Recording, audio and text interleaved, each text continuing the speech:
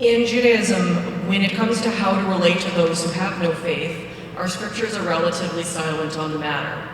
There are verses in the Old Testament that can be interpreted on how we should treat each other in general, starting with the story of Adam and Eve, which shows that we are all connected. We all come from the same beginnings, and as thus are all equal. There are also passages in EICEA and Proverbs that deal with how we treat people.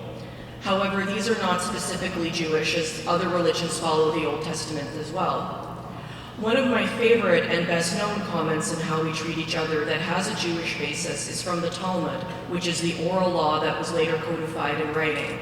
It's the story of Rabbi Hillel, a rabbi who lived around the same time as Jesus. The story goes that a non-Jew came to Rabbi Hillel and said he would convert to Judaism if the rabbi could teach the man the entire Torah in the same time he could stand on one foot. Rabbi Hillel's response: "What is hateful, do not do to your fellow man. That is the whole of the Torah. The rest is commentary." Jewish identity can be multifaceted, especially in our contemporary world. There are many Jewish people who would not label themselves as religious, but follow some of our customs and traditions out of cultural rather than religious observance. For example, the dietary laws of not eating pork or shellfish, or joining together with family to celebrate the Passover Seder. You can even be an atheist and still identify as Jewish in a cultural sense, or as an ethnic identity. My own Jewish spiritual practice leans heavily on the observance of Tikkun Olam, which means healing or repairing the world. In this way, loving the good or loving the neighbor is all part and parcel with social justice and striving for a world of peace and understanding between all people. Thank you. This year's theme, love of God or love of the good and love of the neighbor, really excites me. I obviously didn't excite the audience as much as the theme last year, but thank you for those of you who are here. Paula has explained that to love one's neighbor as oneself is a basic teaching of Judaism.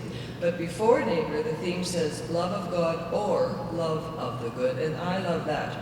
Judaism is often said to be an orthopraxy rather than orthodoxy. We are told what to do, not what to believe. Is it automatic or necessary to believe in God to be a good Jew? I say no.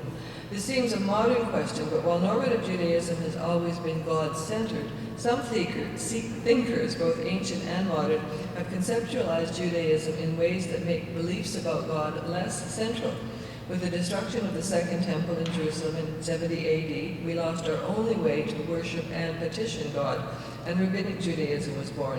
It demanded action, the fulfillment of the commandments, not the assertion of specific beliefs. An example of this position is a commentary on a verse in Jeremiah, which has God saying, "They have forsaken me and not kept my Torah," to which the writer, the 5th century writer, added, "If only they had forsaken me and kept my Torah." In other words, the law is more important than the source. The existence of God or gods was taken for granted in the ancient and medieval world. Even some medieval philosophers, Jewish, Christian, and Muslim, many of them, tried to prove God's existence, but they were more concerned with displaying the rationality of religion than demonstrating the existence of a deity. Atheism and agnosticism only emerged as real options in the modern era as consequences of secularization, the separation of church and state, and above all, the reliance on science for explanations of natural phenomena. The noun used for a person of exemplary behavior and character in Yiddish is a mensch, and this word simply means a human being. All the defining qualities have to do with making the world a better place, tikkun olam, as Paula said, to repair the world. Why do we do this with no heaven or hell to reward us? Because it is the right thing to do. The reason I think this year's theme is so important and welcome is that the interfaith movement is well aware that we are often misunderstood, thought to uniformly comprise people who profess a specific faith as an integral part of our existence. For some of us, yes, people who are willing to publicly identify as being of a faith tradition need to be willing to say who we are, and that we are part of the solution, not part of the problem.